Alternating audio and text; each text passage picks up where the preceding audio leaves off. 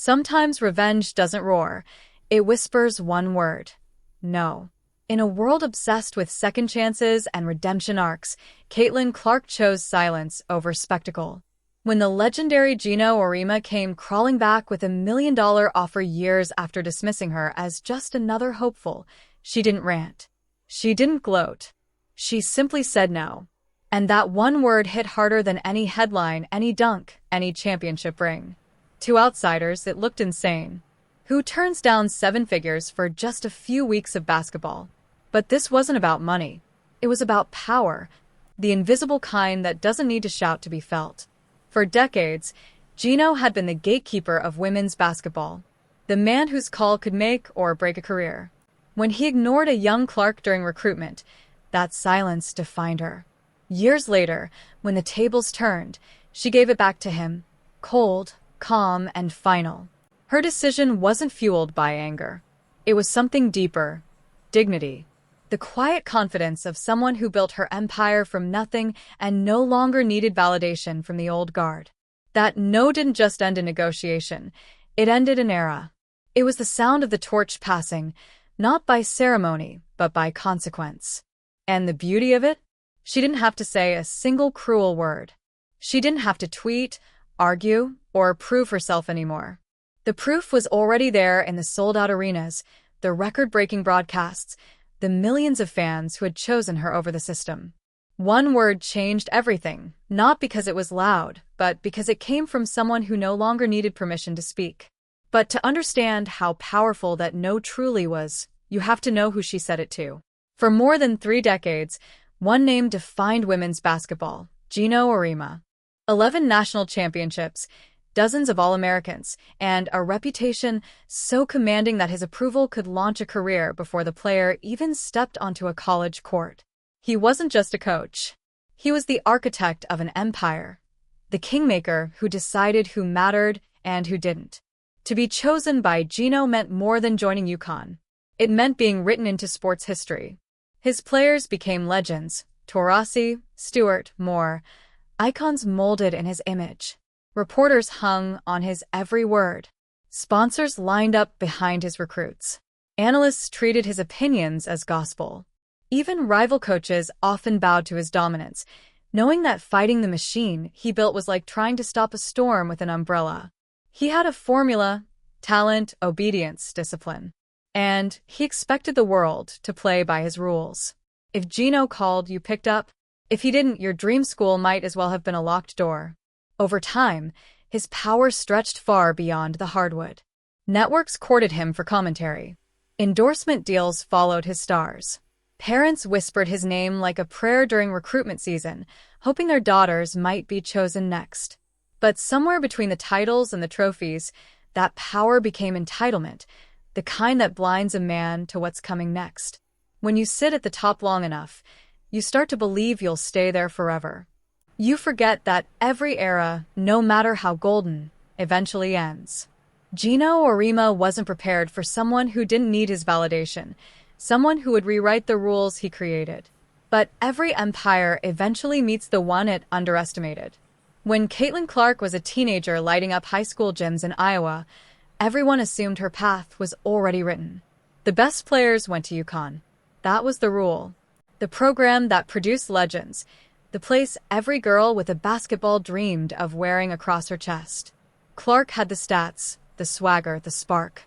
She was supposed to be next in line. But the call never came. No invitation, no meeting, not even a polite email. For the greatest recruiter in women's basketball history, Geno Auriemma's silence was deafening. Later, he'd shrug it off with an excuse that felt more like a dismissal. He said UConn already had Paige Buchers and didn't need another point guard. On paper, it sounded reasonable. But to anyone paying attention, it was arrogance disguised as logic. Because this wasn't about roster fit, it was about belief. Geno simply didn't see her. He didn't believe she was worth chasing.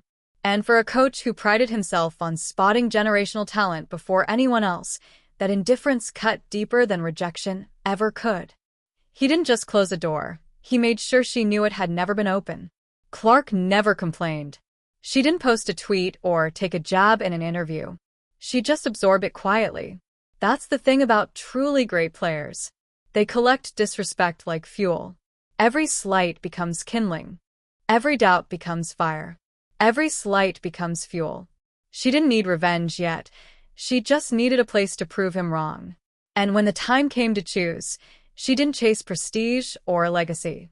She chose the one program that believed in her when the rest of the world looked the other way. That choice, Iowa, wasn't just a decision. It was a declaration. When Caitlin Clark committed to Iowa, the basketball world barely blinked. To insiders, it was a quiet headline, a top recruit choosing comfort over competition. In elite circles, Iowa wasn't a power school. It didn't have UConn's mystique, South Carolina's trophies, or Stanford's pipeline of legends. For many, it looked like career suicide. The kind of move that guaranteed great stats, maybe some highlight clips, but no real legacy. But Clark saw something nobody else did. Iowa wasn't a fallback. It was freedom, a place where she could play her way, unfiltered, without being molded into anyone else's system. From her very first game in Iowa City, you could feel the difference. Her threes came from the logo. Her passes defied logic. And her energy turned sleepy arenas into electric theaters. She didn't just play basketball, she performed it. And people noticed. Crowds doubled, then tripled. Within a season, Iowa games were selling out nationwide. Networks started shifting schedules just to broadcast her matchups. Highlight reels that once struggled for clicks now exploded across social media, breaking view records night after night. By her junior year, Caitlin Clark wasn't just a player, she was a movement. She flipped the narrative from underdog to unmissable. Every shot was a statement. You don't need the system to succeed. You just need belief. The so-called consolation prize had become the epicenter of women's basketball. Sponsors chased her. Kids wore her jersey. Analysts compared her impact to Jordan, Curry, even LeBron. The dynasty schools looked on stunned, silent, and maybe a little afraid, because for the first time in decades, the sport spotlight had shifted away from the empire that used to control it. And that's when Geno started feeling the ground shift beneath him. For a while, Geno Auriemma tried to pretend Caitlin Clark didn't exist. But the louder her name got, the harder that became. Reporters started asking him about her in interviews, and that's when the mask slipped. With the trademark smirk he'd perfected over decades of dominance, Geno brushed her off. He called her a kid playing in the driveway, a subtle jab that said more than it sounded. To him, Clark's brilliance was just flash, hype, a circus act, not real basketball. At first, fans thought it was typical Geno bravado, but the digs kept coming. Each time her name surfaced, there was another sly remark, another backhanded compliment. Then came the moment that broke the illusion completely. During a 2024 interview, he mocked Clark's supporters, calling them delusional and clueless about the game. He claimed they were hurting women's basketball by hyping her too much, as if believing in her was some kind of crime. The backlash was instant.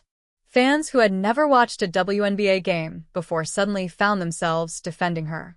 Analysts called his comments petty, outdated, and tone-deaf. Even former players whispered that Geno's words weren't confidence, they were fear. The sport was changing faster than he could control. And for the first time, he wasn't at the center of it. Because here's what he missed. Clark's rise wasn't just about basketball. It was about a movement, fans, families, and young girls who finally saw a player that made the game feel alive again. She wasn't competing against Geno's legacy. She was building something entirely new. But he couldn't see that. To him, her popularity was a threat, not progress. It wasn't just criticism anymore, it was panic disguised as authority. Yet while he talked, Clark stayed silent, and that silence became her sharpest weapon. While Geno filled microphones with excuses and thinly veiled jabs, Caitlin Clark never said a word. She didn't clap back. She didn't post a cryptic tweet. She didn't need to. Every night she stepped on the court, her game did the talking, louder and sharper than any insult he could throw. Her silence wasn't weakness. It was precision. The same fans he called delusional kept believing. They bought tickets, filled arenas, and turned every broadcast into an event. And as the season unfolded, Those clueless fans turned out to be prophets. Clark didn't just survive her rookie year, she conquered it. She shattered attendance records, became the face of the league, and walked away with Rookie of the Year honors. Not long after, she was named to the All-WNBA first team, a feat few rookies in history had ever achieved. Then came the moment that made Geno's words age like spoiled milk, the MVP votes. Caitlin Clark finished fourth in the entire league, exactly where those delusional fans had predicted she would. The same prediction he mocked had become fact. And the irony couldn't have been written better if she tried. But the best part? She didn't rub it in. She didn't boast or celebrate his downfall. She just smiled, hugged her teammates, and kept playing. That's the kind of revenge that cuts deepest, the kind that doesn't seek to humiliate, but simply proves you wrong by existing. Every logo three-pointer, every no-look assist, every sold-out game was a quiet echo of that unspoken message. You could have called me. You didn't. And now the empire that once ignored her was bowing to the queen it failed to recognize. But the story wasn't done. The final blow was still to come, wrapped in $1 million offer. By the time Caitlin Clark became the most talked-about name in women's basketball, even the people who once doubted her couldn't ignore the numbers. Sold-out arenas, global sponsorships, viewership records that eclipsed entire professional leagues. And somewhere in the middle of all that noise, one name quietly resurfaced: Geno Auriemma. According to reports, his camp reached out with a stunning offer, over $1 million for a short-term exhibition deal that would bring him and Clark back into the same orbit. On paper, it sounded poetic. The old master joining forces with the star he once overlooked. But beneath the surface, it was desperation disguised as opportunity. Geno didn't need a player, he needed redemption. A chance to remind the world that he still mattered. And when the offer landed on her table, Clark didn't hesitate. No drawn-out negotiations, no meetings, no counteroffers. Just one word: no. That answer hit harder than any buzzer beater. It wasn't about the money. She had more than enough. It wasn't even personal anymore. It was principle. The system that once decided who got to be great was now asking for a piece of her greatness, and she declined with quiet grace. In that single moment, every power dynamic flipped. The gatekeeper had become the one seeking entry. The prodigy he dismissed had built an empire of her own, and she didn't need anyone's blessing to keep building it. Clark's refusal wasn't vengeful. It was symbolic. A line drawn in history between the old world and the new. And when word got out, fans didn't see arrogance, they saw evolution. That's when everyone realized the power had shifted for good. When the dust settled, the picture was unmistakable. The man who once controlled the narrative, who decided which players mattered and which ones didn't, was now just another spectator watching from the sidelines. Geno Auriemma had spent a lifetime building the rules of women's basketball, and Caitlin Clark had rewritten them without ever asking for permission. He used to command the spotlight. Now he was standing in its reflection. For decades, players waited for his validation, for that Yukon call that signaled arrival. But Clark proved the game no longer revolved around approval. It revolved around performance, authenticity, and connection, things no institution could monopolize. She didn't climb his ladder. She built her own. And in doing so, she opened the door for every player who would come after her to dream on their own terms. For women's basketball, it wasn't just a power shift, it was a cultural reset. The fans were now part of the movement. Social media, sold-out arenas, record-breaking viewership, all fueled by a new kind of hero who didn't wait to be chosen. Clark's rise showed that influence now flowed from the players outward, not from the system down. And that's what made Geno's fall so poetic. He didn't lose a championship. He lost control of the story, the spotlight, and the authority he once took for granted. Caitlin Clark didn't have to destroy his empire. She just outgrew it. Sometimes the loudest revenge is silence. And Caitlin Clark mastered it. Her no became more than rejection. It became revolution. So, what do you think? Was this revenge or evolution?